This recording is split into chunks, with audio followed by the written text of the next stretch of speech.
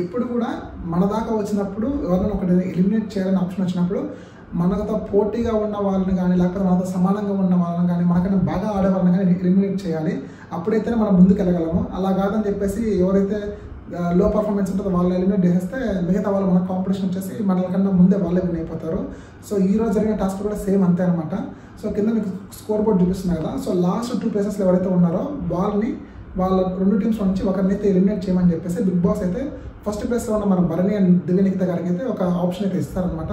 వీళ్ళు బాగా ఆలోచించి సో మన సంజన అండ్ ఫ్లోరా గారిని అయితే ఎలిమినేట్ చేస్తారు. సో రీజన్స్ కూడా నాకైతే వ్యాలిడ్గానే అనిపించింది. ఎందుకంటే దివ్యనికిత గారు అయితే సంజన పక్కన టీం వాళ్ళకైతే సపోర్ట్ చేస్తారు. ఎందుకంటే వాళ్ళు బాగా ఆడారని చెప్పేసి. సో బాగా ఆడారు కరెక్ట్. ఇన్ కేస్ వాళ్ళు నెక్స్ట్ ఫర్దర్ రౌండ్స్లో ఇంకా బాగా ఆడి మిమ్మల్ని కూడా బీట్ చేసి వెళ్ళిపోయారు అనుకోండి, అప్పుడు మీరే నష్టపోతారు. సో ఈ విధంగా గేమ్ పరంగా ఆలోచించేసి ఎప్పుడు కూడా ఒక మనతో కాంపిటీషన్గా వచ్చే టీంని ఎలిమినేట్ చేశారని చెప్పేసి వాళ్ళైతే మన ఫ్లోరా అండ్ సంజన గారిని ఎలిమినేట్ చేసేసారు.